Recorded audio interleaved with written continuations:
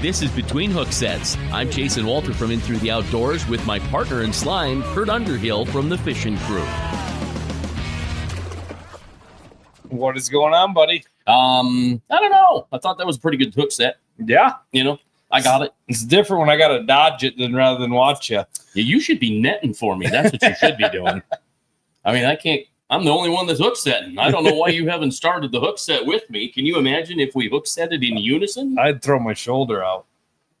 Well, I keep your shoulders low and you'll be just fine. No, tonight's going to be a lot of fun. Night. Yeah, I want to pop this up before Mark gets on because if he sees it, he might be disappointed. But I had to have some pictures of Mark.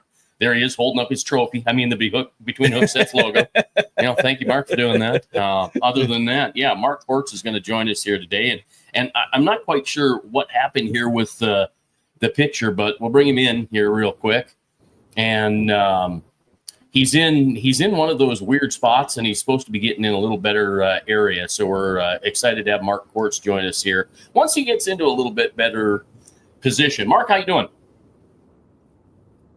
Good. How are you guys doing today?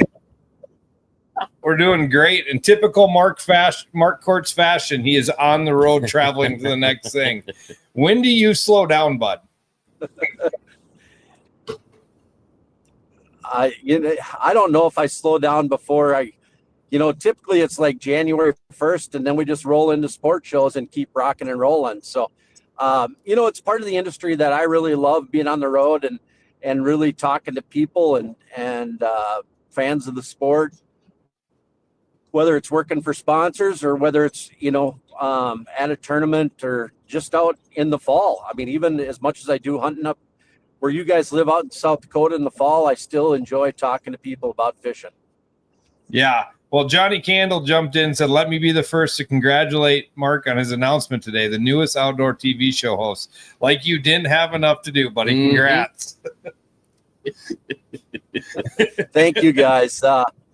Really, honestly, I'm really looking forward to taking over. I'm very thankful that Steve Panaz gave me the opportunity to take over Lake Commandos. The show's been running for 13 years, and I've been a host on the show every year, or I guess part of the show every year since it started. And so it's a lot of fun. We had a lot of sponsors in common, so it was pretty easy takeover, and really looking forward to working with Chad Cool, the producer, and Lance, our camera guy. Lance has been with us a long time too. So it's just kind of been one of those seamless takeovers, and really looking forward to it. And we're going to get out to your guys' neck of the woods and definitely share, some of your guys' great fisheries out there.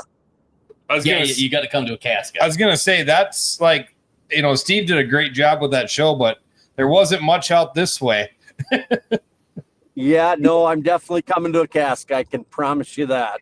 I mean, that's kind of my second home in the fall, whether I'm up in Gettysburg or down in a Casca with the Schilling family.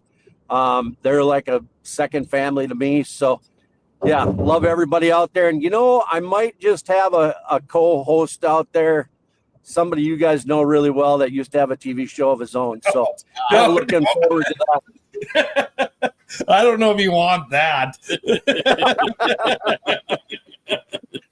Well, I'll pop this up from your Facebook page just because I printed it real quick. You can't see it because you're driving, so don't even look down. But this is the post that Mark put on his Facebook page today, all about the Lake Commandos and moving forward. And you can go check that out at Mark Quartz on Facebook. So that's a pretty cool thing. Congrats to you. Yeah, really looking forward to it. And it really is just going to be an extension of what I do every day. I mean, I'm one of the few guys that does multi-species, whether we talk about freshwater, whether we talk about saltwater, whether we talk about bass, walleye, salmon. There isn't a fish I don't like to catch. And the funny thing is, to me, the tug is the drug. And so whether it's panfish or sailfish or marlin, for that fact of the matter, I love to catch everything that swims. Oh, I've got it. Hang on. We got a question already. What's your favorite new Berkeley bait? Probably the drip minnow and the drip swimmer. It's just a bait that works really well wherever we go. The other one, by far, has been my go-to all year long is that new Finisher 10, which is going to come out this fall. We've been testing it heavily everywhere we've been. I tested it in Alaska. It caught a lot of big walleyes. So yeah, that Finisher 10 is definitely going to be a mainstay on the deck of my boat. But the drip minnow and the drip swimmer are two that never leave the deck either. I had one of my Gov Cup guys have a couple of those, lucky enough to get a couple of those, and I hadn't seen one, and I was in his garage watching you guys weigh in Dunkirk, and he goes, yeah, that Finisher 10 was like the key bait in the Gov Cup. And I'm like, let me look at it. And I look at it, and there's like no paint left on it. Like it is hammered. Like he's like, it is. I go, what? Drink it down the highway? And he goes, no, they smashed the thing. They do. I mean, it matches so many bait fish. It's a bigger profile to the number 9 Finisher, but it gets down there, especially when you're fishing those treetops and things like that. And it's just a bait that you can work subtly and has a lot of action. And it's just something that they're not typical to see. I mean, as you know, there's a lot of glide baits that guys use out in your neck of the woods. And this is just something a little bit different, has a little bit different action. And a lot of times that's what triggers the bites. You have to fish it a little different too, right? There is a kind of a certain sort of way of using it. Definitely not your typical cadence that you'd work, a typical glide bait with, where it's a real heavy rip. It's more of a pop, and this bait, I mean, you can get really aggressive with it and walk it, 8 to 10 foot side to side if you really want to. But for the most part, it's literally just giving it a pop, pop, pop, pop, and you can. I literally watched me and Traver Deagle during that AFCO event there in Alaska. We're fishing that bait, and it's absolutely amazing the action that bait has and how those fish react to it. Yeah, it's pretty crazy. They almost react on the stall after the pop pop or the pop pop pop or just a single pop rather than anything else. Yep. It's crazy. I've been using it in the tail race, and I finally figured it out. Once I got the feel for it and got that last pop pop as it's moving around that eddy, and then it's smack, game on. Yeah, that's definitely the deal. And, it's amazing. We're also used to fishing certain glide baits, and you can go on and on about names, but it's just totally different. And it was something that I kind of picked up, but Dan Spangler, the actual designer of the bait, really kind of designed that cadence and had perfected that cadence while testing it. And so we've all just kind of built on that. And yeah, it's definitely a great bait. We were just out at Erie, out in Dunkirk, and I'll tell you what, those fish, the way they reacted to it was absolutely amazing. So a lot of fun. And it's just a bait that's always going to be on my deck. And really for right now, it's an only one. It's a one of a kind. You got nothing else like it. I think is it Walleye Nation Creations that's coming out with something that's like it, but they say they didn't borrow or steal from the Finisher. It's not the Finisher. It's completely. Yeah. I don't know. We all seen that, and I think we all know where it came from. So, yeah. But no, that's just part of the industry. That's part of the industry, right? I mean, it's going to happen no matter what. So it is what it is. We're just the first to design it, and Dan designed it. And I'll tell you what, we aren't stopping there. Dan's got a lot of things in his brain that, continuously just absolutely mind boggle me how that guy does what he does. But he comes up with some of the coolest ideas, and I'll tell you what, we aren't stopping. There's some really cool things coming down the pipe. Yeah, we've tried to have him on the show, but he's so doggone busy as a dad in the hours after work that we just can't get him on the show. But I'm just going to keep begging. Between that and metal detecting, I don't know when that kid sleeps. I honestly don't think he does sleep. I don't think he doesn't. I still am trying to figure out. I'm like, Dan, where in the hell do you find these spots that you can go dig? Because he's constantly digging awesome coins and awesome treasures, and it's hard to find that kind of thing. So I guess he's just built for building baits and coin chasing. It's awesome. Yeah. And like you said, how does he come up with these things? I honestly think he just looks at old maps and just says, man, I think there was something cool here back in the day, and I'm going to go try to dig. And it's amazing where he finds these things.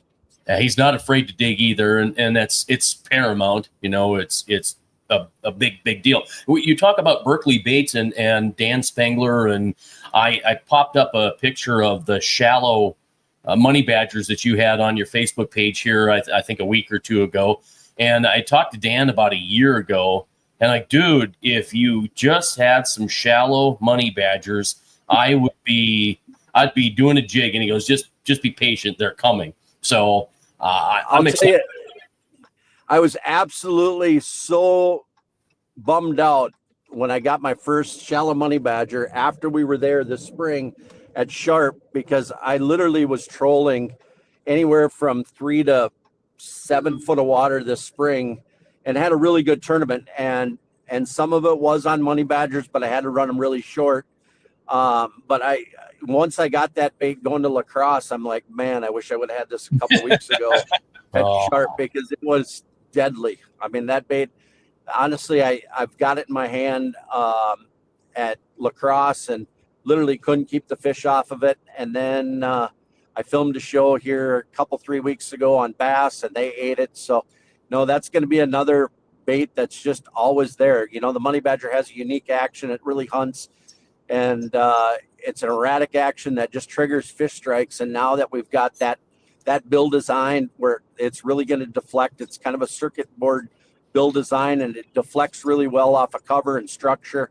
So whether it's gravel, whether it's rocks, whether you're pitching the banks, or whether you're trolling, some of that structure where you got some, timber down there, some of the flats down south, up here there, that bait's just going to be deadly. And we've got some really good, cool colors that are just dynamite. So no, looking forward to getting that bait out again in the spring and doing a lot more with it. I think it's got an amazing rattle chamber too. It just makes it makes an awesome noise. You can feel the noise in your hand. And the one thing that I've noticed though is it makes a lot of noise. And if you're fishing a spot, especially on shore, you can overdo the money badger. You got to take a break from it and stop making noise. And when you come back, yeah, they are on. They'll snap on it. Yeah, and one of the things that's really unique about it is the castability. That bait casts a long ways. It has kind of a weighted transfer system almost, but it's really weighted well, and it really has a great search action. So for guys fishing offshore, it's a great bait, but also out in the boat, whether you're a troller, whether you're a caster, that bait's going to be a staple for sure. Oh, it is. Yeah, you can cast that thing. I went to a Revo X, and I can cast that money badger a country mile, and that's the 6 1/4, 6 3/4. I don't use the 7 1/4 that much, and I don't use the smaller ones, but 6 1/4 and 6 3/4 are money for walleye in the fall. Yeah, that's probably my mainstays, honestly, when you talk about them, is that 6.25 and the 6.35 or 6.75. They're the right size, but I'll tell you, a lot of those fish on Sharp do like those smaller baits, and that number 5 is going to be a great bait for trolling up shallow. And as we know, those fish on Sharp like to be shallow, so it'll definitely be a great bait out there. So yeah, Berkeley, I can't even put words into what Dan Spangler, that mad scientist he is, of coming up with these weird things. But let's get into your history. You've been at this game for how many years, Mark? This is year 27. Year 2026 will be year 28. Fishing professionally. I've seen a lot of circuits come and go, whether we talk about NAWA, whether we talk about the PWT, whether we talk about FLW, and then the original NWT, and now the current NWT. So, and fished MWC back in the day with my father. Fished the Minnesota Tournament Trail way back when with my dad. That's kind of how I got started, and as you know, there's a lot of father-son teams and a lot of family teams that fish your circuit. That's really where it all started for me. The passion started at a young age with my grandparents and my parents. I was lucky enough to grow up on a little lake south of St. Cloud here, about 15 miles. Didn't have a ton of walleyes in it, but had really good fishing, whether we talked about bass, smallmouth. But I was just addicted. And the funny thing was I was allergic to fish my whole life. Me and my my mom cannot eat any skin fish. And I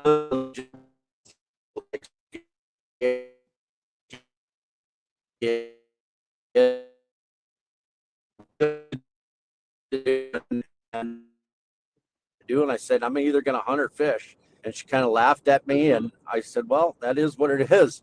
I mean, that's what I live to do. And that's what I was born to do. And I graduated from high school and moved to Saskatchewan right away and started training dogs up there. And then left Saskatchewan and moved to South Texas, lived on the King Ranch in South Texas, guiding and training dogs down there, and then came back and managed a hunt club up in Hayward, Wisconsin, the whole time fishing.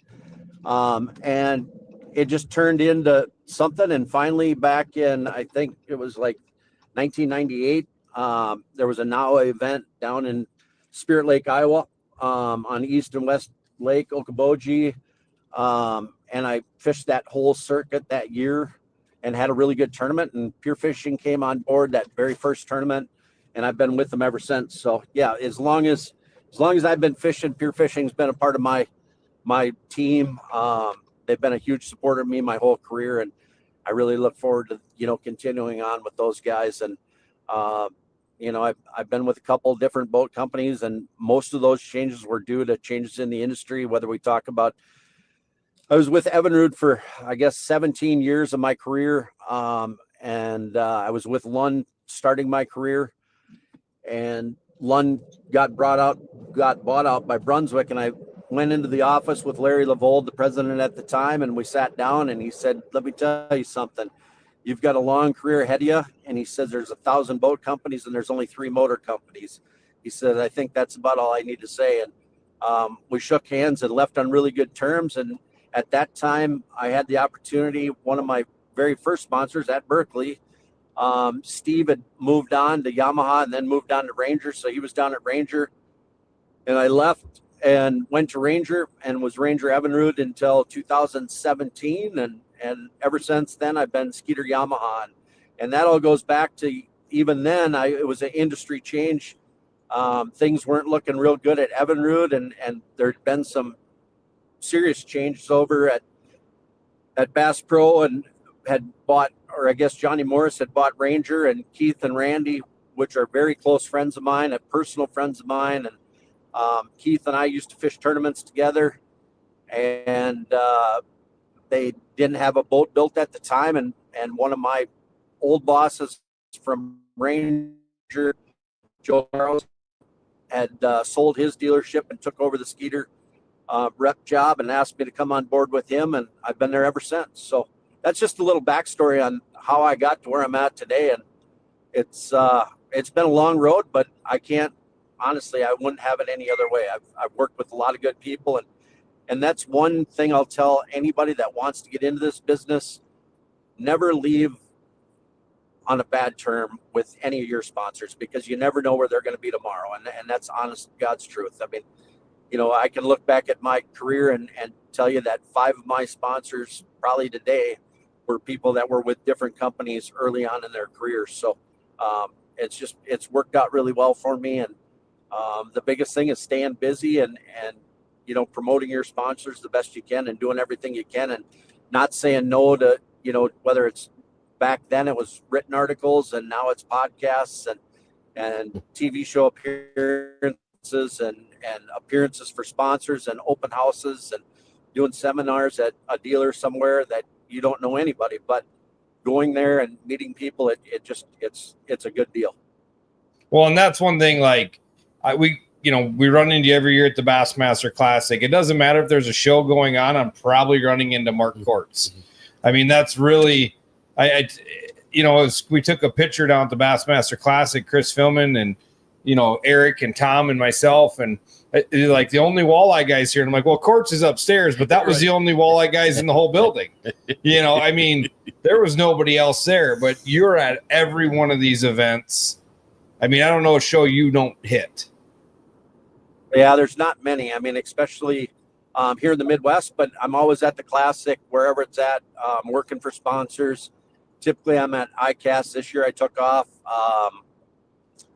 Not being at ICAST just due to some other conflicts. But yeah, normally I'm at pretty much every big show or any show across the country. And it's wherever my sponsors want me to go, I get on a plane or get in my truck and drive. So, and I just enjoy going to new areas and talking to people and just watching the enthusiasm of new anglers or veteran anglers. I mean, for example, I had a guy at Erie had just retired from being a sheriff for 23 years, had never really jig fished at all. I got him up on my bow. I said, we're going to make this work. And about, I don't know, 20, 25 minutes into it, he was giggling like a little school kid and said, this is the funnest thing I've ever done. So, and that to me, like, that's what makes me smile every day. When I owned my salmon charter business over in Sturgeon Bay, Wisconsin, same thing, watching young kids reeling a 20-pound salmon, it doesn't get any better. And I think from a guide standpoint, that's why a lot of guides do what they do. They enjoy doing that exact thing, watching people catch some of the biggest fish they'll ever catch. Yeah. So go ahead. I was just going to say, one of the things that make me smile are the nostalgic pictures on the internet of you. There's one with you from Evinrude. You I don't know if you can look down quick. You don't have to look at it because you've seen the picture. Yep. You've been there before, and then we've got this one as well. Another Evinrude jersey, and I don't know if you can tell who is in the picture with you or not. It's probably pretty small for you. That one there, no, that one there was actually a military appreciation event. When I was with FLW, we used to do a military appreciation event after every tournament, and that was one of those events there. So, yeah, I mean, that's the thing. I met so many great people. I have a lot of friends actually from the South Dakota Guard that I met throughout the years. And yeah, it's just the relationships you make in this industry are it's unimaginable. I mean, people can't understand the amount of people we meet and the great people we meet, whether I talk about the Hineses or whether I talk about your good friend Benny Spies. I mean, we've had more laughs and giggles and we had to pay famous, right? yeah. He said every time his name is said on the show, wants credit, wants paid. Yeah, for sure. Don't worry, I'm his personal photographer anytime we're hunting. Oh yeah, oh, nice. And it's you haven't had a video in 4 below with your hand. He's like, sit in my pickup. It'll be warm. I couldn't feel my hands to push the button after take 592. Exactly. Oh, wait. Wait. One more. Yeah. Different angle. Go over here. This into the picture. Hang on. That's too much work for me. It's way too much. Do I look all right? Yeah. So all the years of you doing tournaments. Do I need some makeup?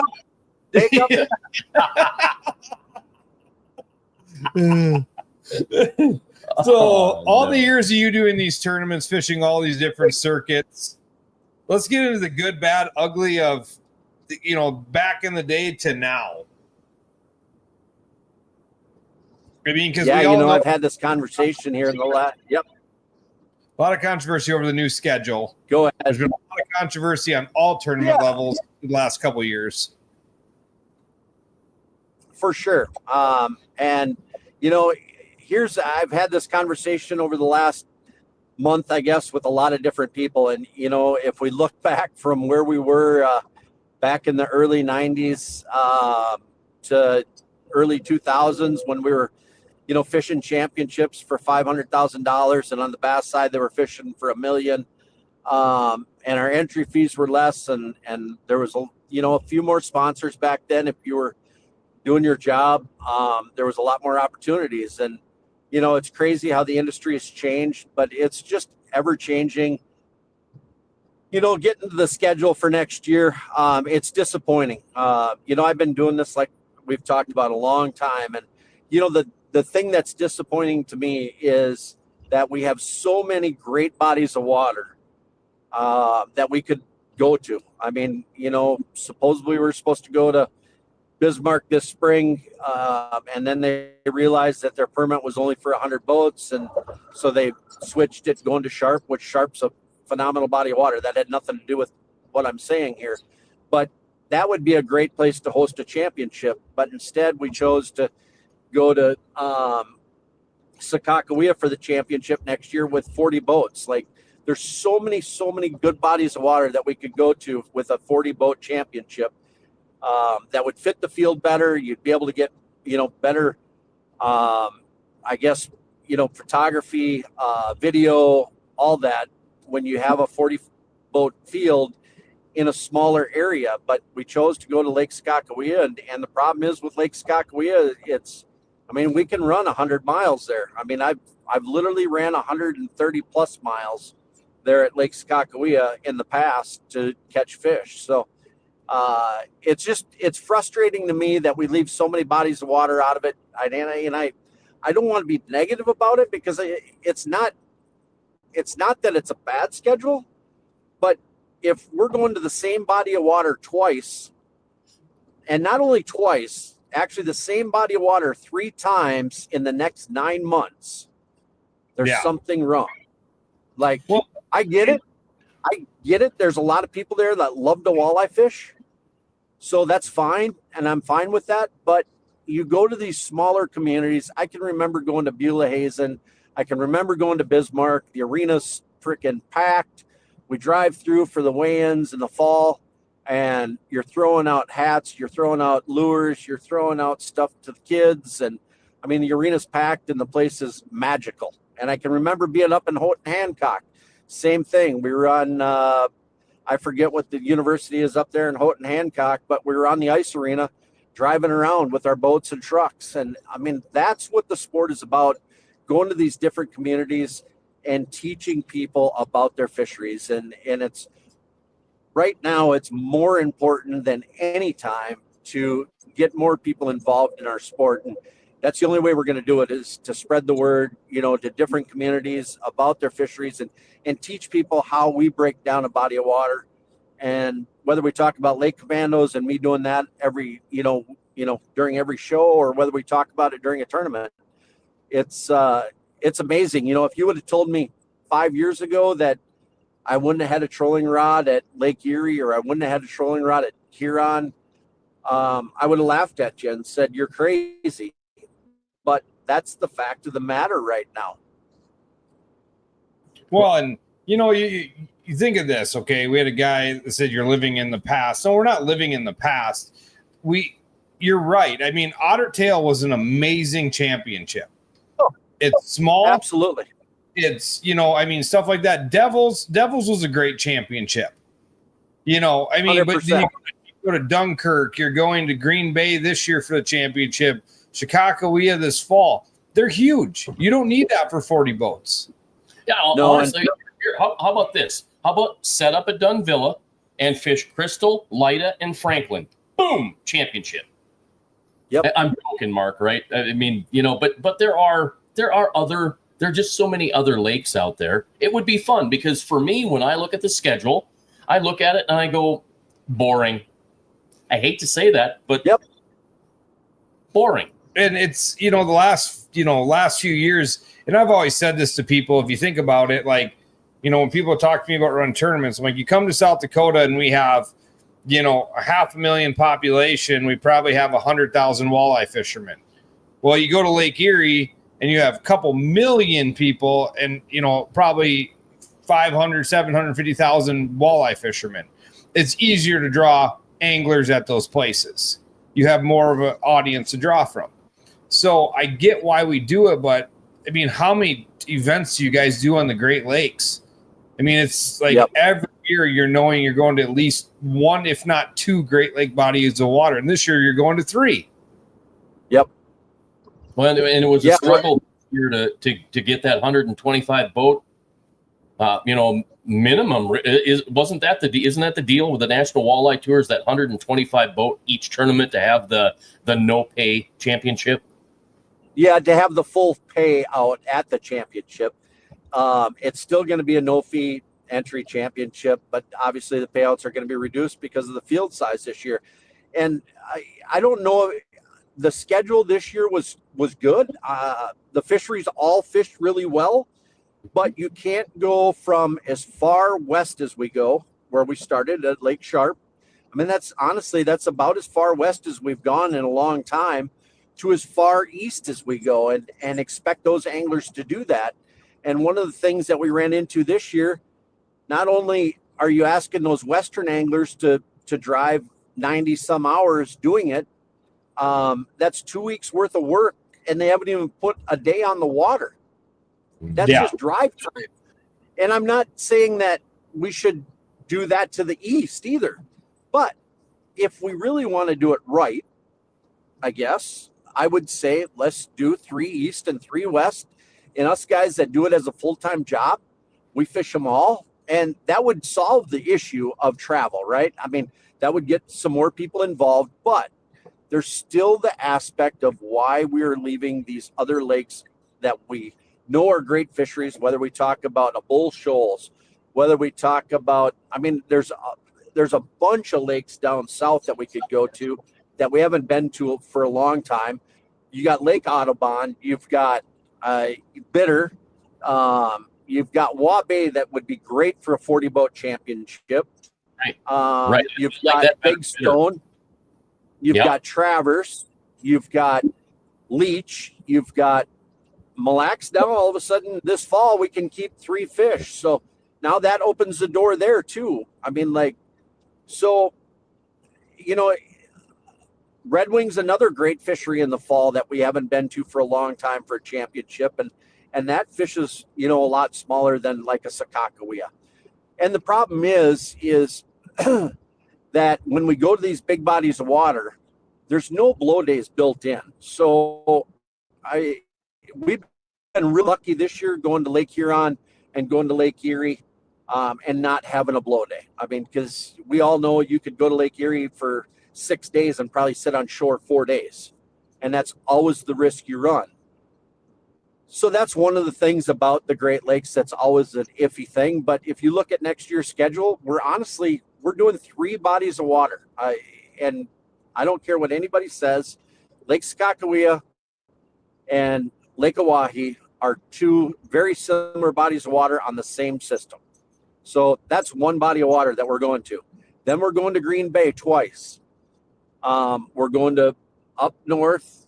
We're going to Big and Little Bay to Knock, which is a great fishery. We haven't been there for a long time. I was really, but within a month, we're going to Oconto. So unless they make the rules where it's Michigan waters only for that early tournament in June, and then July, it's Wisconsin waters only. That's the only way that it makes sense, because otherwise I can tell you the last time we were in Oconto, which was last year, we all drove to Big Bay. So we'd be going to the same body of water, you know, same spots actually, in a short period of time. So it's just frustrating. We all know that the talk of, you know, the unlimited pre-fish. So you can't tell me there's not guys that are just going to camp out. The few guys that can camp out and spend a month on Green Bay. 100%. You know, I mean, so it just blows my mind. You would even, I mean, doing the same in the same schedule, let alone back to back, is just baffling to me. And, you know, like going back to this year's schedule, came to Sharp. It was fun because look at our, you know, if you watch, the co-anglers was a struggle this year. Money, entry fees went up. I mean, there's live scope happening, all the different things that are happening in the industry that are probably all somewhat contributing to the amount of co-anglers. But you got to Sharp and live scope didn't matter. You went to La Crosse, live scope didn't matter. You know, and guys were fishing again. Yep. And honestly, I can tell you, I mean, this is me personally, but I want those guys involved. That's an extra rod that I don't typically, you know, when I'm out pre-fishing, that's a rod I don't typically get. So I have those guys standing right up by me. I want them to be a part of the team. I mean, if they can catch a fish, that's good on me. Like I'd be the best net man in the world. You can catch all 5. I don't care. We're a team for the day. So why do I care? Yeah. You know, I give the guys the same equipment that I fish. I give them Fenwick World Classes. I give them Revo reels. I give them the same line, same baits. Like, I want them to be successful with me. I also have a live scope in the back of the boat, and I get that it's very difficult to be in the back of the boat with live scope or a Mega Live 2. I get that, because I'm up on the front moving at anywhere from 1.8 to 2 miles an hour, covering ground, trying to locate the right fish, passing up a lot of fish just to find the right ones to make a cast to. And so it's really difficult to be in the back of the boat, but I want those guys up by me. And the last 2 tournaments, both have been on Great Lakes, and my guys have stood on my left-hand side the whole time, and I've allowed them to catch fish. And I mean, that's what it's about. And let's look at it from an expense wise to the co-anglers. I get that it's expensive. Okay. I'm not disagreeing with that, but you tell me where you can go for 2 days with some of the best anglers in the country. And I'm not calling us the best, but just some of the best anglers, stand on their shoulder, what they're doing, learn what they're doing for $650. A guide trip now anywhere USA is anywhere from $600 to $800. And I tell everybody that, and like, and you have a chance to win 10 grand. Right. Yeah. Right. And I tell everybody that's 100%. It's the cheapest guide trip you're ever going to get in your entire life, with the potential to win money. I've talked to a lot of guys that have wanted to do the co-angler stuff, and I'm like, if you have the mindset that you're going to win a tournament, you're going there for the wrong reasons. If you have the mindset that I'm going to learn with the potential of winning money, you're going to have the best experience of your life.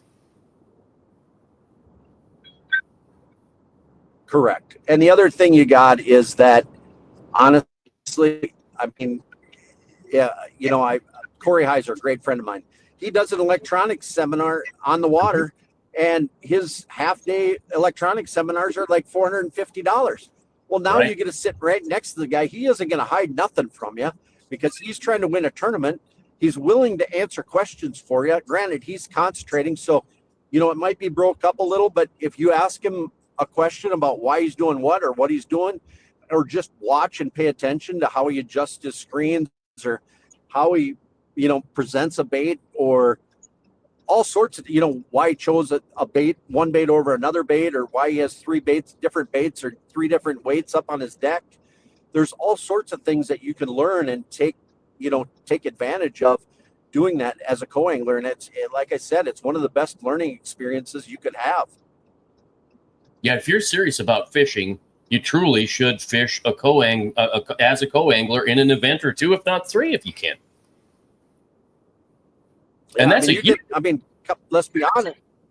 Let's be honest. Tom Wynn is one of the best forward-facing sonar fishermen around, and he is literally given up everything he knows to teach people more about the sport, and that's what it's about. And that's what we want to do with Lake Commandos. I mean, we're going to break it all down. We're doing a couple different things, now with Lake Commandos. We're just really breaking down a day on the water and how we break it down. It might be one bait in the morning. We might be up shallow, and as the day progresses, we might be out deep. But we're going to show you how 2 anglers together break down a body of water and try to really put the pieces of the puzzle together to try to catch more fish and make you more successful on the water. Yeah, and that's a big deal. Honestly, I'd love to see. Obviously, bow shilling is certainly on your list, right? But that young 100%. Jaden Wendell from Valley City, he'd be fun to see in a boat with you. Yeah, there's. I'll tell you what, hands down, you guys have some of the best anglers out there. Whether we talk about a Traver Deagle, whether we talk about Paulie Steffens, whether we talk about Chad Schilling or Bo Schilling, I mean, it goes on and on the list out there of anglers that are just absolutely phenomenal. And there's a bunch in that Watertown area. Tanner Thompson had traveled with me. The kid's very knowledgeable about everything. He's a great fisherman. So, no, there's definitely going to be a lot of guys that I piggyback on out there. We're going to do some stuff in Northeast South Dakota. I've got a great friend out there, Colonel Scott St. Saber, who also has. Yeah. And he's gone, but he'll come back. You talk about some good young sticks, Riley Full, Braden Full, I mean, Brock Northam, they just won the Lake Area Walleye Championship on Oahe last weekend, and those boys, they came. There was one guy there that he was wearing a qualifier shirt from the NTC, and he was bitching because we're a freaking Glacial Lakes tournament or league, and what the heck are we doing out on a big river on a reservoir like this? And then you have guys that come in. Lubers did great. Tanner Thompson mowed TTM, and Mitch Lobin and Brady Will, and those guys did great. But to win the thing and to come in, Riley Full, Braden Full, and Brock Northam pulled a 13 in day one and a 14 on day two, and then they won the thing with 56 pounds. It was monumental, and they're going to join us next week on Between Hooksets. I mean, we have the different fishing, right? You can go fish Lake Sharp, fish a river system. And they fish different, which is really cool. And you can go fish any of our Glacial Lake ponds. You can go fish Lake Oahe. Southern Lake Oahe fish is different than Northern Lake Oahe. I mean, there's 100 different things in South Dakota that you can learn right here that other states don't have, right? True. I mean, and we do build some of the greatest fishermen there is. I mean, Bo and Chad are taking a run at the National Walleye Trail next year, and that's going to be fun. It's going to be fun to watch, and these guys are now Bo's been a reservoir kid his whole life, but he's going to figure it out. I mean, it's going to be a test, right? To go to lakes and to go to true rivers, to pools, different things. There's kids all up and down this place, and these young kids are incredible. And it's not taking from the older generation because they are still very good fishermen. Yeah. And, the knowledge in Mark Kortz's head compared to, we'll just pick on Bo Schilling. I mean, there's so much. Bo's got a ton of time on the water. Not saying he's not very knowledgeable, but it's different. It's different. It's a different style. But I mean, going back, I know we had a question on who sets the schedule. Didn't mean to pass over the couple comments we got. We'll get back to him. Hopefully, Mark will jump back on. But I don't really know. I think it's between the Federation and Cabela's. And I will tell you, from putting a schedule together, it's not just throw a body of water out there. It ain't easy. Some communities don't want you at that time of year. Some communities don't want it at all. I mean, you got 100 different things that play into the factor on how you get there. So I'm not necessarily discounting the deal, but I think what we're getting at is you need to spread it out. There's so many more that we're not even calling on. We're not even looking at. And honestly, that's why I brought up, and I was joking about Dunvilla. Dunvilla is a cool little place over there by Detroit Lakes. And you've got some cool lakes, whether it's Crystal or Lida or Franklin. My God, there are 10,000 or is it 14,000 lakes? Whatever to choose from. You don't have a whole lot to choose from in North Dakota. You don't have a lot to choose from in South Dakota. Because I don't know that you're going to hold a National Walleye Tour event on Thompson. You're certainly not going to do it on Ponset. I'm bored with Bitter. I'd love to see Waubay. I think that would be fun. You've got other lakes up there like Lynn, you've got Opitz, you got all these other lakes, and I just don't know that they're worthy maybe of a 40-boat championship tournament because there's monster fish in some of those lakes in there. But I mean, maybe they don't want them there either. Let's pop up the MWC schedule here. I mean, look, we got Bitter on there. We have Devil's Lake. We have Cass Lake. I mean, that's a typical MWC schedule. I mean, Illinois River, kind of some of the same stuff they do, but look, Red Wing, I mean, they're very typical, but they're going to some of these bodies of water that we're talking about.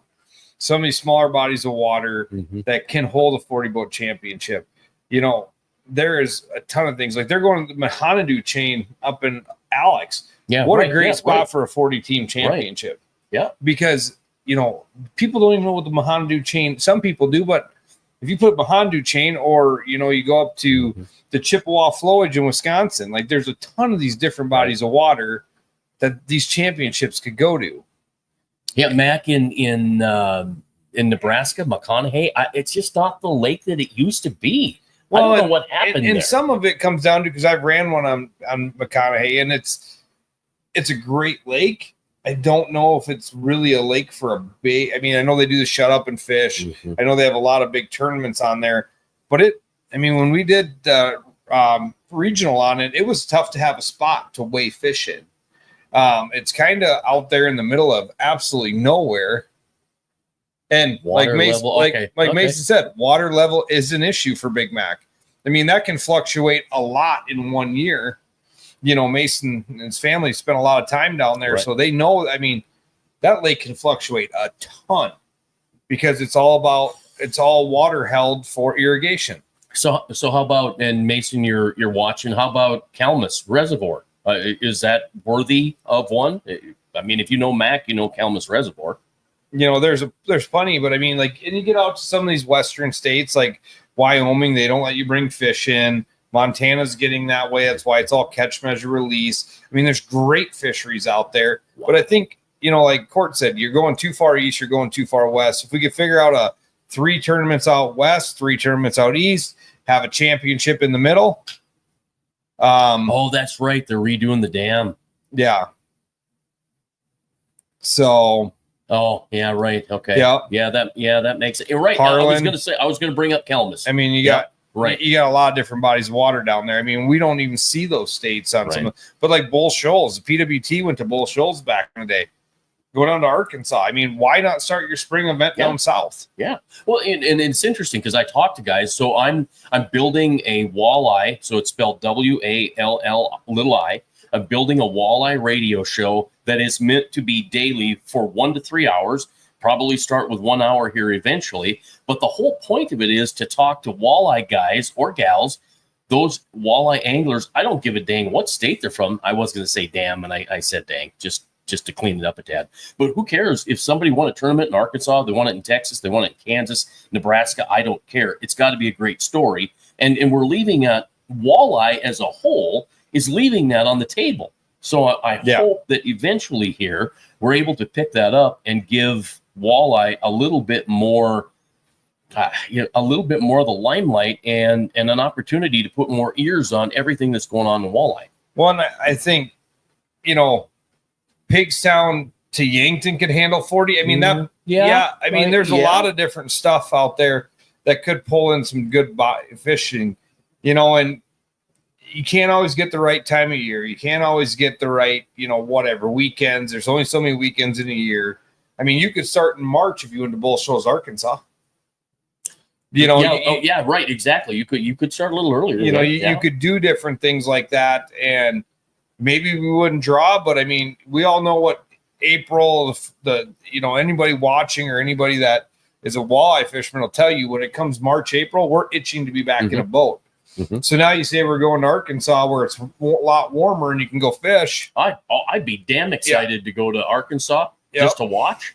Yeah. You know, which honestly, it's a ton of fun. I did it in the beginning of my fishing tournament career in Through the Outdoors radio show, where I went to every National Walleye Tour event in Minnesota and North Dakota and South Dakota and Masters Walleye Circuit, whatever, NTC. And it was the coolest vacation. And I don't care if you're staying in Mobridge for the weekend or if you're going to Ottertail for the weekend. Ottertail is a little bit better because you could sit at Zorba's and have beer and eat pizza and just kind of be in heaven right there. I mean, that was just a ton of fun. But David Lancaster's got a comment there too, so let's pop that up. Yeah, Kansas, Oklahoma, Texas, New Mexico. Yeah, I'm not kidding you. I've got friends that moved down to New Mexico, Mike and Cheryl Sattler, and I'd absolutely love to go down and see him, and it would give me another reason to go to New Mexico. Yeah, I mean, we have guys that ran the New Mexico Walleye League, the Texas Walleye Association. I mean, all these different events. There's guys that fish walleyes everywhere. Yeah, Tennessee. Right yeah. I mean, there's a bunch of different stuff, but we're so stuck to the Midwest. And I say that, it's easy. You know, I mean, because we're South Dakota based, but it's easy. We got the majority of the people here. Right. But it's and there's other things we can talk about going there, but, you know, Bull Shoals, I'd love to know how many bass events happen on Bull Shoals in the spring. Oh, for Pete's sake. You know, I don't know that you can count them, really. Yeah. Glendo in Wyoming? Yeah. But you got the catch, measure, release, different aspect. Can't bring them to shore. You know, there's... But, Mark touched on that, though. You got the guys that are in it, right? Yeah. So whether it's the 40 guys that are in it that are traveling, they're going to every one of them. And if you can go from Lake Sharp to Dunkirk, then you could certainly go from Sharp or Dunkirk to Arkansas or to Kansas or New Mexico, whatever. That's what those guys do. That's what they live for. So who the hell cares, right? But I Just mean, go there. So here's something different. Here's the problem with what the National Walleye Trail is set up. They need 125 boats to get to that full payout, no entry fee championship. But if you're you're not pulling 125 touring guys. It's not. No, of course not. It's not happening now either. So yeah, I get the argument. I know Mark is trying to come in, and it's just not happening. So we're kind of holding on, hoping to get there.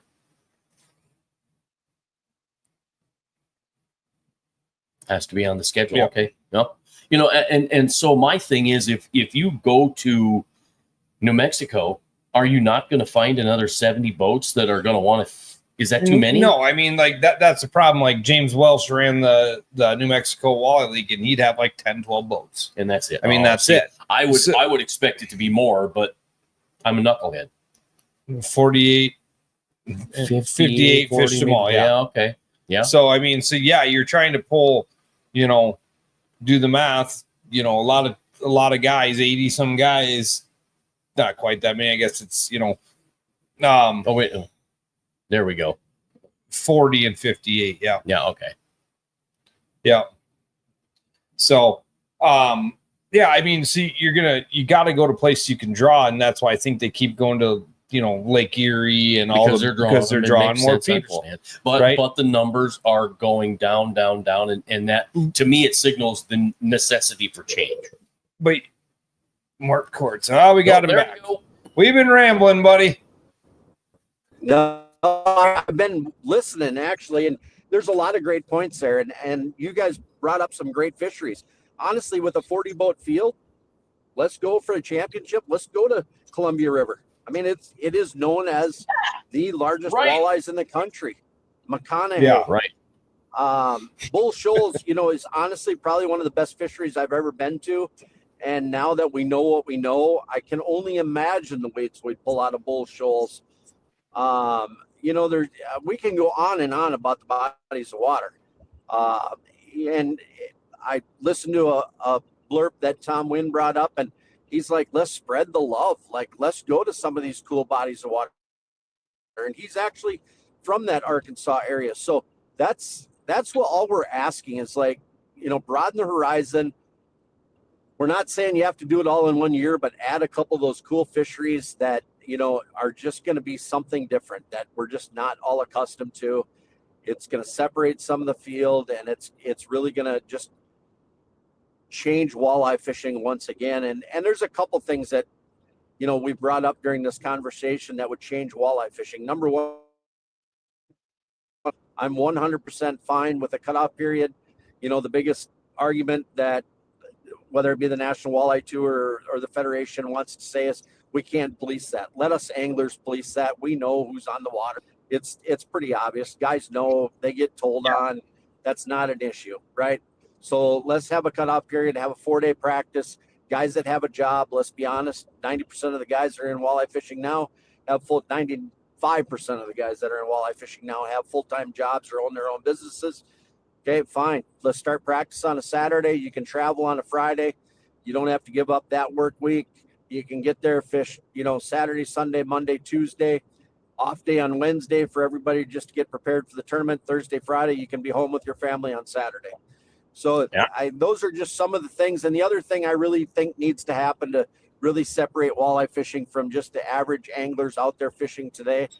And we've got enough baits. Enough companies are building baits. It would force companies to build better baits, but bring artificial only. And I think there's enough baits out there now that we can do it very productively. And I think there's enough technology. And, the other frustrating thing to us anglers is we're the only national tour that still doesn't have live coverage. So, and I'm not saying you have to have a ton of live coverage, but a couple times a day, maybe somebody pop on and give some reports from the lake to keep the fan base interested and let them know what's going on, whether it's a weather system or whether it was a cold front or whether the fish are biting, whether the fish aren't biting. So just the small things that go a long ways. I mean, Robert Cardenas has done one heck of a job really promoting walleye fishing for the National Walleye Tour.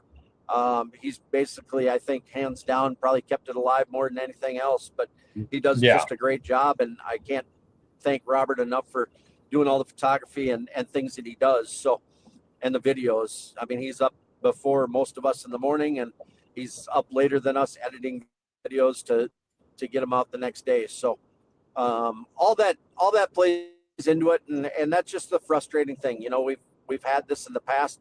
Myself, Scott Stile, and Jason Shakurt had On the Water Live back before anybody knew what live coverage was. And, you know, back then it was hard because we didn't have the cell service we have today. Tom Wynn's doing it again. I might try doing it, you know, here in the future, but the National Walleye has a rule that we can't reboot our stream once we lose it, which is frustrating to me. Yeah. Like, why wouldn't you want more eyes watching the sport that you're trying to promote and get more? There's small things that go a long ways that are just frustrating. So you know, it's one of those things that I want to promote the sport more than anybody out there, and give me the tools to do it, and I'll try to do it. Well, so now, didn't the Federation get a new marketing gal? So I think some things are going to change there a little Bass bit. Maybe Pro did. Is it Bass Pro that did? I thought it was the Walleye Federation. You know, I mean, there's I don't know for sure. I heard that rumor that Bass Pro got a new marketing girl, but I mean, there's 100 things, you know, and like, you know, don't take this a bad way, but you're taking over a TV show. But, you know, Jason here always says we have TV right here, YouTube. I mean, a lot of people watch stuff on YouTube. You don't have to have it televised 3, 4, 6, 8, 10 months after the event. People have already forgot about it. Let's get on it now. Mm-hmm. You know, let's get on it now. And yeah, we've all got a channel now. I mean, we, you know, so we got to use it. We use it, but we need to use it more. Yeah. And you got to get the anglers to bite into it. And I think the other thing is, you know, you watch the bass side of things and they just spill their guts. They don't care. Hey, you know, like Florida this year, Polinick's in a canal throwing baits to the other guys. Yeah. We wouldn't see that in walleye. No. And I wonder if that won't change a little bit. I'm really going to hang my hat on Jaden Wendell, because that kid was out there in the crowd and he was telling people what he was doing, how he was doing it. When somebody asked a question, he gave a true answer, and his dad said, "Listen to Jaden. He's completely different than a lot of these other walleye guys, and he's just spilling his guts, telling them how they're going to get it done." And I think he, at an age of 18, understands that just because I'm telling all of my secrets, and maybe he's not telling them all, you know, maybe keep one or two, right? I mean, you got to keep some of your secrets because they're your secrets. But just the general knowledge of catching fish that day. Yeah, bingo. Yeah, crappie tea. Yeah, right, Tom. You know, this kid is truly amazing. He's from North Dakota too, so, you know, another North Dakota boy. And I mean, he's just got it going on. I'm pumped for the kid, and I'm pumped for Bo. I brought up to Bo. I said, "You and Jaden Wendell need to fish," and I didn't get a chance to explain to Bo that I wasn't talking about, you know, you need to go head to head to see who's the best. I wanted them to fish together to get to know each other and to be, you know, one hell of a walleye fishing duo. That's what I was thinking. I mean, we were talking about, we cut out like the bass guys, like you watch Polinick down in Florida throw bait to another guy right on live TV and said, "This is what I'm using." We don't see that in the walleye world. It's such a secretive deal. You know, it's so tough. Yeah, for sure. I mean, you know, we all enjoy, you know, at the end of the tournament talking to each other and really, you know, breaking down what we learned, or, you know, and there's some guys that I chit chat throughout the week with, and we just talk about what's happening or what they're seeing. And so there is some of that. It's great to see these young anglers like a Bo. I mean, Bo I've known since, I don't know, he was freaking probably in diapers, but you know, the kid grew up around walleye fishing. He knows walleye fishing more than a lot of guys, and he spent more time on the water. And one thing his dad will tell you is that Bo guides during the day. Chad hasn't given him a thing, but when he gets done guiding, Bo and Ben jump in the boat and they go out fishing, you know, to learn. And so Bo's really taught himself a lot. But I'll tell you, you know, between Chad and Garrett McCumsey and guys like that, Bo couldn't have grown up around any better walleye anglers, honestly. Yeah, I mean, he's had some of the best teachers in the country. Garrett was one of the first guys that really understood, you know, 2D sonar, whether we talk about some of the old sonar technology that guys used to use way back in the day. But I mean, those guys had it figured out in the Dakotas, and we can go back a long ways and talk about Mike McClelland and some of the greats from the Dakotas that honestly taught us so much. Bob Propp Senior. We like on and on and on and on about good anglers out there. Yeah, well, we got to add Steer. Jim Randash. Jim Randash. It's crazy. Yeah. It's just all these different people that have, developed this stuff and not taking the old times, not saying the old times were better. I think there was good times back in the PWT days. We can all admit that. And then there was also the bad times as well. I mean, every circuit kind of goes through this and, everybody's got a new idea or the next big thing but I think it comes down to one, being honest with your anglers, being transparent with them and not hiding or pointing over them, get a good schedule. And we can't all be perfect on the schedules because it's tough, and listening to what they have to say and taking it in as, is taking it as heart and covering it. Get coverage out there. I like to hang our hat a little bit, and I don't want to knock anybody else, but I mean, me and this guy right here have done more walleye coverage this year live than any other walleye event there is on a minimum income. And we're sending links like we did to Mark tonight to walleye fishermen on their cell phone. I mean, that's all we're doing, and we're bringing them live. Yep. And I mean, we were in the little town of Akaska, and the guys that put on that tournament did a great job. They had Starlink out there. I mean, in a town where you have zero coverage, they actually had a live feed up, so we could tell what guys were catching. And, it was kind of a cool format to bring fish in at different hours and win some money. So, yeah, I mean, there's ways to do it. I'm sick of hearing people say, well, we can't do it. You can do whatever you want to do. You just got to put your mind to it. And it might take a little bit more elbow grease, and it might take a little bit more money, but in the long run, it's going to pay dividends, and it's going to be better for everybody, whether it's the anglers, whether it's the tournament association, or it doesn't matter. The communities, everything. The more stuff we get out there, the more the communities are blessed with anglers coming into their communities because they've seen something happening, or whether it's, the tournament organization looking really good because they produce something really good. Yeah. I mean, and you got to get the anglers, I think for the most part, the anglers are on board. I mean, if I came to you and said, Mark, while you're doing the National Walleye Trail on day 2, I'll control everything and you just fish, you're going to do it in a second. 100%.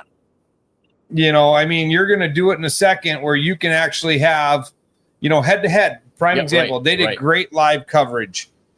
A lot of money went into it, but I mean, if we talked earlier, you're talking about, getting a Starlink, and you do these things, and now we can get coverage. But, I watched Tom Winsdeal, and he did a great job out on Dunkirk. But you got to talk, you got to have something, because I can't sit there and listen to wind noise for 8 hours in your day either. You know what I mean? Like, you got to entertain. Totally understand that. Yep, 100%. And that, that's something that a lot of the walleye guys don't understand. They get a camera guy in the boat, and they stay focused on their electronics and what they're trying to do. But in all honesty, it's one of those things, like, that's part of your job. And I struggle, and a lot of us struggle with it being called the National Walleye Tour. And this is I'm not like beating up any anglers, but when you walk on that stage, present yourself well. You'll never see me with a grungy white t-shirt, my hat on sideways, or, cut off jeans or stained jeans or whatever it may be. Typically, you're going to see me whether I'm at a rules meeting, I'm going to have dress slacks on or dress shorts. They're going to be clean. My shirt's going to be clean. And I'm going to try to present myself well to my sponsors and the fans out there, and try to talk like, I want to tell them what I'm doing. I mean, the world's too small to try to hide something. It's going to get found out. You might as well be the one that leads it out and take credit for it. And I just think that's a huge part of it. I mean, let's go back, even back, good, bad, and ugly, even back in the day. If something happened in an event, it wasn't long before the anglers knew about it. PWT days when we didn't have the internet and we didn't have this stuff. Now something happens at an event and people know immediately what happened. 100%. Yep. And it doesn't matter if it's a tournament or at a local tournament. It doesn't matter anymore. Social media has done a couple things. Granted, it's spread a lot of good word, and there's a lot of good people with social media, but it's also spread a lot of bad stuff. So social media is kind of a double-edged sword, but yeah, it's the one way we all communicate. The unfortunate part is our youth today, that's the only way they know how to communicate is through a phone. They can't talk in front of a group of people. They can't get up and do a seminar. And that's one of the things I'll tell any kid that really wants to get into the sport. And Bo is probably good at it just because he's grown up around people all the time and that he's had to talk to clients and things like that. But being able to communicate on stage is the biggest thing, and presenting yourself well, whether it's somebody you know or whether it's somebody you don't know. When I'm at a gas station, and that's one of the non getting any information rule. It's so tough to go to a gas station and have a local walk up to you and want to talk fishing, and you have to stop them and say, I can't talk to you about fishing. How does that make us look? It makes the anglers look like a bunch of jackwagons. I got a perfect story about that. When the Elite Series was here in Spring Creek, a buddy of mine was out fishing, and he goes, I pulled up to the dock, and I don't remember what angler it was. I can't remember at this point, but he said, I pulled up, started talking with him, and he goes, he was the biggest jackass in the world. And I said, why was he a jackass? He goes, well, he was great. And I told him, go over here and catch. This is where I caught some smallies. And he just said, I can't talk to you anymore, and backed away from the dock. And I explained to the guy that he wasn't being a jackass. That put him in jeopardy of that tournament. Being DQ'd. Yeah. That put him in jeopardy of being DQ'd from that tournament. And he goes, oh, so he had a different limelight on it when that was said, right? Like, yep. We got a couple more live coverage, sell more baits, boats, equipment, 100%. We got a question here. Do you feel that catch photo release tournament could draw a crowd with the weigh-ins? Okay. And I'm going to walk on thin ice here with catch photo and release tournaments.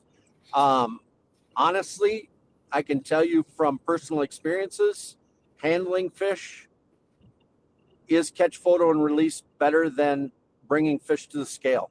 In my opinion, this is only my opinion, no. Here's a simple reason why. And people will argue this, and I'm probably going to get yelled at from a lot of different angles. But if you have to try to put a fish on a measuring board, get that fish to lay still, and every quarter inch makes a difference. Okay? I have to take a picture. It's 90 degrees out. My ruler's been laying in the bottom of my boat. I just brought that fish up. I don't care how deep. Is that fish going to survive? Probably That's not. my only argument. Yeah. Coming out of 50-degree water, if you're pulling them out of 50 foot of water, putting them on a board that's probably 120 degrees in the sun, right? Yeah, and I'm not blaming the circuits. I'm not blaming the anglers. I'm just giving you my opinion on catch, photo, and release tournaments. AIM has done a great job for our sport. Not going to disagree with that. I think they run a very good tournament. Danny Fox does a great job. Not saying anything against that. I'm just telling you from my experiences, that's what's going to happen. Now, okay, then I fished the Champions Tour. My great friend Scott Bonema built the Champions Tour. I fished it. It was phenomenal. Catch, weigh, and release. We have a marshal in the boat, which was a high school kid that got to learn from us. We had a lot of fun with those marshals. It was a learning experience for them. They seen how we broke down the waters, and it worked. Now, can we do that in a team circuit? It's tough to get marshals. I get that, but there's enough high school programs. Every one of those kids that jumped in our boats at a Champions Tour event was given a $100 bill in the morning. Then Scott and his wife, Nancy, literally donated tens of thousands of dollars to youth fishing at the end of the year. So, is that an option? Absolutely. Does it cost money? Absolutely. But is that the most ethical way of doing a tournament where we have slots? Absolutely. Can you do it in a team tournament? Yes. I mean, there's a lot of apps out there, whether we talk about Fish Donkey or whether we talk about the Real Live Well app, where I can actually take a video of a scale. Now, the problem is with scales. If you go to hundredths, you're never going to get them to lock in rough water. If you go to pounds and ounces, it's better, but it's still tough to get them to lock in. So we have to figure out a system where we can literally keep those fish out of the water for less than, I'm going to say 20 to 25 seconds, 30 seconds at max.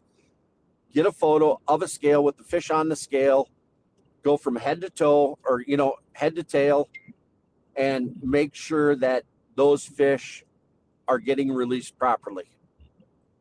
That's the only way this is going to work. Otherwise, we might as well bring them to the scale, donate them to the local food shelf, or donate them to a homeless food shelter, whatever it is. I don't care, because when we're at a tournament, very few of us keep walleyes.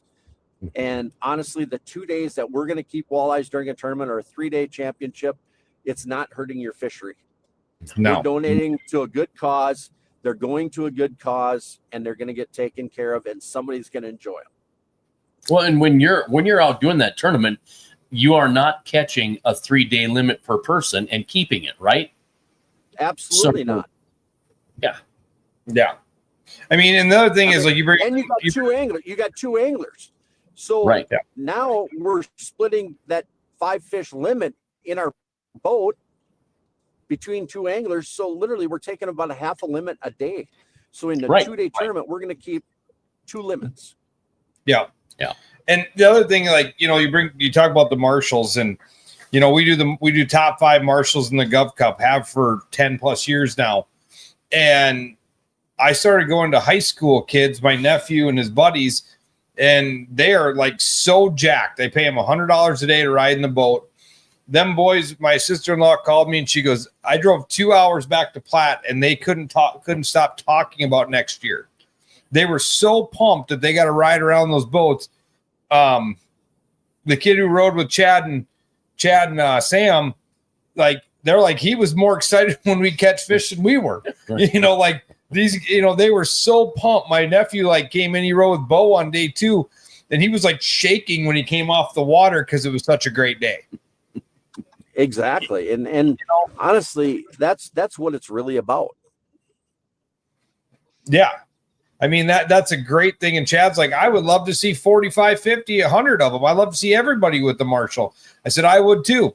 It's hard to do with a 200 boat tournament, but we stick with 5 works. Yeah, it'd be a Marshall. And I don't free. know, maybe we get a I don't care. It doesn't have to be a fishing association. Maybe it's a trap shooting club, something outdoor related, or it's a baseball association or it's a football association. That can be their fundraiser. Maybe each kid gets $100 and we donate $1,000 or $2,000 or $2,500 to their baseball or hockey or football or whatever it may be. But that's the only way that we're going to be able to create a tournament in these slot areas where we're catch and release, and it's going to be honest. Yeah. True. Yeah. Well, and I mean, I think, talking about the catch and release and even catch weigh in and release, I think some of our states are, South Dakota, I'll say it out loud, is behind. We got to kill these fish on every body of water after June 1st up to September 15th. I don't agree with that. I think we could, I agree there's deep water hooking, agree the warm live wells aren't that great. But when they put that law in effect, half the guys had a cooler as a live well. They don't have the technology that's behind the live wells we do nowadays. And you can't tell me if we go to Bitter Lake on July 17th that fish we caught in 4 foot of water isn't in the same water temp as in our live well. I can remember being at Mobridge in 2006.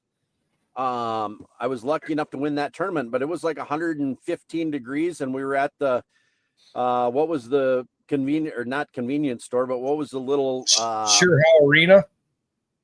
No, we were at one of the retailers there. It was like a farm running store. Yeah. It was like a Runnings, yeah, but we were on their parking lot. It was 115 degrees. I mean, we had to keep those fish alive. So we did everything it took, and I caught my fish deep. I mean, I was way down by the 212 fishing in the trees.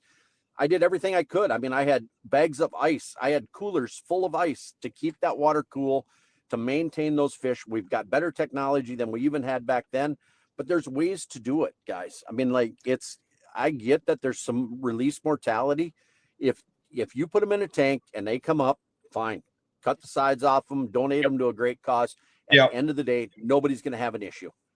Well, so the thing that drives me nuts about it, and I'm just a radio guy, I'm not a tournament guy. So I'm just one of those fishermen that looks at fish wanting to go back in the lake. If you're going to catch 500 fish in a tournament, I'm just saying 500 and that's one day, right? You got 5 fish for 100 boats, 125 boats, 500 fish, and 200 survive. That's 200 fish surviving that would have been killed anyway. So why not let the 200 fish live? Well, Chad Schilling always says, he goes, if I guarantee they have a chance you put them back in the water, I can promise you they don't have a chance when you put a fillet knife in them. True. Yeah. 100%. Yeah, think about all these 16, 17, 18, 19-inch fish that could go back. They seem to survive better in a live well, right? Yeah. They could go back and they could be swimming and become bigger fish. I just don't see anything wrong with it. I mean, there's 100 different aspects on that. I mean, I've worked on game fishing parks for years now to say, let's relook at this, but it falls on deaf ears sometimes. And, I mean, I just think there's things out there. Going back to live coverage, we're a lot further along than we were, even when head-to-head started. We didn't have Starlink. We have Starlink now. It's really reasonable to get a Starlink. It's not that expensive. Yep. We could all have a mobile Starlink in our boat. Yeah. It takes very little power to run it. And it honestly, you can get service any freaking where. Yeah. Yep. I mean, we pull everything we do. We have Starlink on the trailer. I mean, that's what we're running on tonight. We have Starlink everywhere we go, and it's been amazing. And if I get anglers that get it, that want to be on film, we'll put them on film. And I think if we were on your level, we would have so many guys knocking on our door wanting that. I mean, I know, like I said, you would take it in a heartbeat. If I said, I'll cover you every event, Mark, you're going to take that in a heartbeat because your sponsors, and like I told guy, you can go to your sponsors now and say, look at how much airtime I have, and I'll pick up National Walleye Trail. How much time does Mark Courts get airtime unless you do well? Yep. Hardly anything. Hardly anything. You got the wrong sponsors on your jersey. And I mean, and that's what I look at Bassmasters, and they don't care who you're sponsored by. They're covered. Yeah, they want the eyeballs, they want the ears and the eyes, and it makes a ton of sense. I mean, that we can go back to the PWT days. They were really good about it. They created characters, right? I mean, there's a lot of guys that have careers today or had careers in the fishing industry because they had a good personality, because they were great on stage, because they were great in the boat. We can go on and on, guys that really taught a lot of people on how to fish. And that's one of the things that the Linders were very good at back in the day is teaching the anglers how guys broke down the water and what they were using. And that's one of the things that we've really gotten away from. I mean, we can look at a television production and say, yep, we watch, I don't care who we talk about, going across the stage and they weighed in their fish. But we don't get back to the nuts and bolts of how, Robert Cardenas is doing that now, breaking that down and showing us how the anglers caught the fish. And that's one of the things that I think is the most important thing at the end of the day. If we can go to a body of water, teach people how to catch fish, and the fish get donated to a local community, and the anglers are all friendly to the local community, they'll want us back. And that's what it's about in the long run. And that's just one of the things that's missing right now. I mean, FLW days, you had to be at stores at certain times. 100%. Well, I did Walmart. We did Walmarts. We did Chevy dealerships. We did Dakota Marts. We did any place we were in a town. We were expected a couple times a week to show up and represent our sponsors somewhere, have our boats cleaned, have our trucks cleaned. And granted, we were treated very well back in those days. I was lucky enough to be with the National Guard in Berkeley on on 2 different occasions, and both of those treated me very well, and I've made great friends over the years because of that. I mean, like you said, that picture we pop that picture up again, Brian. Which one? Oh, the media. That was a this one here. Military event the day after the tournament. Yep. Yeah. And I mean, we stayed after, and we took guys fishing. It was like a little mini tournament, and we had 2 soldiers from that local area, and it was an absolute blast. And I still do that today. My great friend Scott St. Sauber and myself created Trolling for Troops up here at Camp Ripley, where we take out 50 current serving soldiers and 50 veterans, and we pair them up with guides, and we have guides on the Mississippi River. Camp Ripley's lucky enough to have 16 miles of uninhabited Mississippi River. So you got guys in jet boats. Eric Altena and his gang take guys out there, and then myself and Mike Warden kind of line up a group of guys to go out to Mille Lacs Lake, and we go fishing for the day. And for a lot of these guys, that's their only time they ever get out fishing, and they've never caught fish, that many fish in a day. And for me to give that little bit back to the freedom I have today, I wouldn't change it for the world. Well, I've got a good fishing buddy, Chad Holland, that was with the National Guard when the National Guard was sponsoring.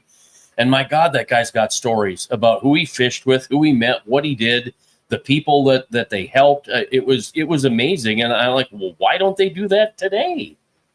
Yep. So it was cool. It was fantastic.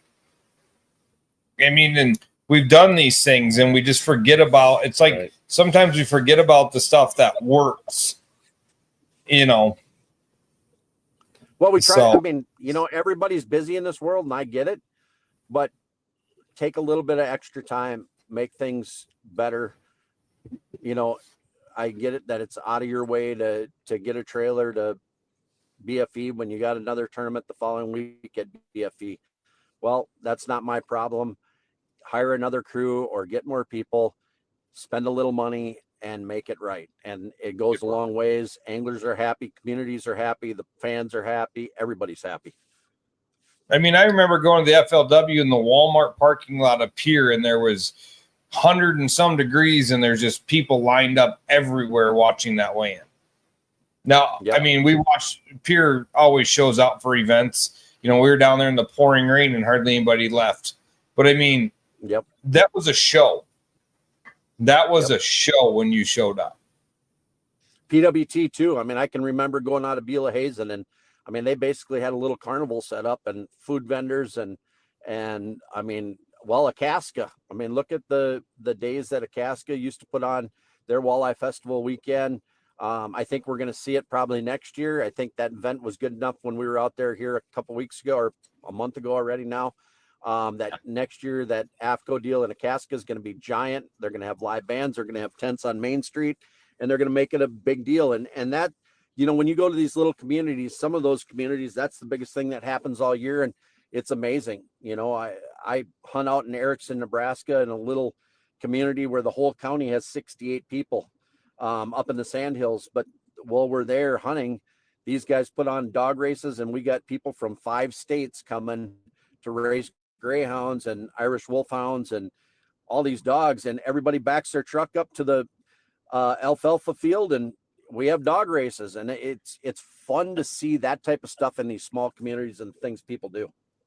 Yeah, speaking of the cask, I remember going up there for the Blackhawk concert during that tournament. Oh my! I mean, they had Blackhawk playing there one year. I mean, like there you rodeo. Have it. I mean, a bunch of anglers jumped on bulls one year. Yeah, I remember that too. Yeah, they had a rodeo going on the same time, and anglers were getting on the bulls. Yeah, I think Tom Gatsky and Jesse Beadle jumped on bulls. Yeah, no, thank you. No, thank you. I hope that AFCO thing comes back next year because I'm fishing it. I just want to fish it. I don't care if I catch big fish. It looked like it was a ton of fun. It was absolutely awesome. Everybody in the community, Jerry Beadle and the Shillings, everybody had their garages open at night, and we all just walked from garage to garage and talked fishing. And I mean, the town was packed. It was absolutely awesome. Yeah. I sat in my hotel room and talked to the neighbor at the hotel, Chad and Shonda's hotel there in town, and talked to my neighbor. They were new to really basically fishing out there, and They wanted to talk electronics. I sat there for hours talking to them about electronics. That's the fun part of the sport. You know, we all get hung up on, you know, competing and doing this, that. It's the other side of the business that I really enjoy. Yeah, I mean, I think that's exactly correct. And I mean, we were up there. I went up there Thursday night and ran into you with that AFCO deal, and we were in Schilling's garage. It looked like a chop shop on a boat, but they had sawzalls and grinders out trying to get Sam's boat ready. But I mean, you know, there was like a NASCAR pit crew tearing apart that boat, and I mean, but everybody was in there. There were so many people that just came over and were hanging out, BSing, and having a great time, and nobody was making anybody feel uncomfortable. Everybody wants to be there. Everybody's there for the same reason. And that was the only thing that was wrong that night is you wrote people checks and you didn't write me one. Well, you got to come fish the Governor's Cup. Oh, is that what the deal was? Yeah. I thought you were just handing out money. No, so you know, Bo wins it. Bo and Ben win it. Chad and Sam get second. Chad gets so mesmerized by the trophies that he left all his checks. I called him. He was at McCumsey's house, and I said, dude, you forgot your checks. And he's like, I said, swing by. You're going to come right by on your way home. I'll give you your checks. Man, I just got mesmerized. Maybe we'll do that. Don't hear from him again. He calls me on like Tuesday and goes, hey, I just was informed we didn't get our checks. Hey, I have to ask you a question though. You know, on that Friday, me and Traver were down south by the 212 bridge, just looking around, and all of a sudden you pulled up in a boat and there was something in the front of that boat. I don't know what it was, but it was the scariest sight I had ever seen. Hey, that again, we're gonna have to get charged here. That was your boy. That was your boy, Benny. It got pretty white out, didn't it? Oh boy. Yeah, it did. That kid needs to see some sun. So they make tanning booths, Betty Spies. I hope you're listening. I love you, Benny. Oh, I'm gonna have to call him to watch the show tonight. So, Mark, man, it's been great. You've got a big day tomorrow. We appreciate all your time. We'll have to get another one when you're not traveling, and there's many more things we can talk about with you. So we appreciate everything.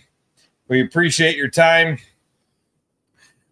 Thanks, guys. I had a blast, and like I said, I'm free to do it anytime you guys want to do it. Just give me a call. Sorry about my connections tonight. I just on a short schedule, and we're trying to get from point A to point B. That happens, great, buddy. We appreciate you taking the time. Yeah, Thank you, man. Thanks for the 90 minutes. Appreciate it. All right, guys. Take care. Take care. Thank you.